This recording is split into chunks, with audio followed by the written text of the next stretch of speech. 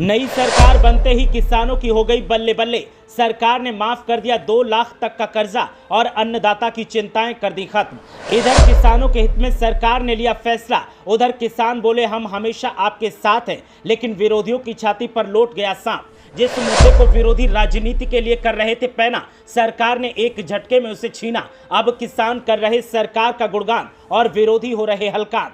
किसानों की कर्ज माफी को लेकर सरकार पर सवाल उठाए जा रहे थे और सरकार को घेरा जा रहा था। सरकार पर तमाम आरोप लगाए जा रहे थे, लेकिन नई सरकार के गठन के तुरंत बाद ही सरकार ने 23 लाख तक का किसान लोन माफ कर दिया है।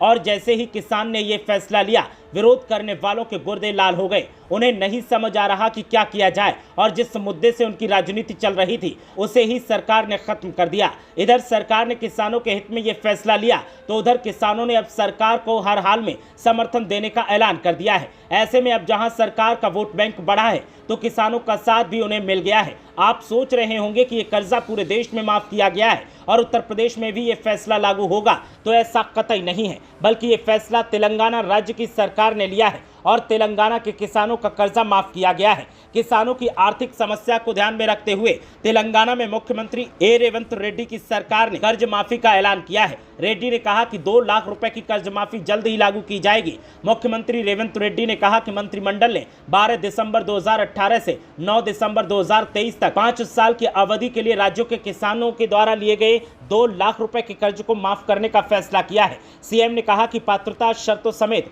ऋण माफी का विवरण जल्द ही एक सरकारी आदेश में घोषित किया जाएगा। राज्य सरकार पर पड़ने वाले आर्थिक बोझ को लेकर सीएम रेड्डी ने कहा कि कर्ज माफी से ज्यादा राज्य के खजाने पर लगभग 31,000 करोड़ रुपए का बोझ पड़ेगा। उन्होंने आरोप लगाया कि पिछली बीआरएस सरकार ने 1 लाख रुपए की कर्ज माफी के अपने वादे को ईमानदारी से लागू नहीं करके किसानों और खेती को संकट में डाल दिया था। मुख्यमंत्री ने कहा कि उनकी सरकार 2 लाख रुपए के कृषि ऋण माफी के अपने चुनावी वादे को पूरा कर रही है। इससे पहले झारखंड में किसानों का कर्ज माफ करने की घोषणा हुई थी। राज्य के मुख्यमंत्री चंपई सोरेन ने कहा था कि उनकी गठबंधन सरकार किसानों के 2 लाख रुपए तक के कृषि ऋण माफ करेगी। इसके साथ ही फ्री बिजली कोटा को बढ़ाकर 200 यूनिट करेगी। इसके लिए उन्होंने कई बैंक से प्रस्ताव पेश करने के लिए कहा था। सीएम चंपई सोरेन के अनुसार 31 मार्च 2020 तक किसानों के 50,000 से लेकर 2 लाख रुपए तक के लोन को वन टाइम सेटलमेंट के माध्यम से माफ किया जाएगा। लोकसभा चुनाव से 4 महीने पहले हुए विधानसभा चुनाव में कांग्रेस किसानों की कर्ज माफी का वादा करके आई थी।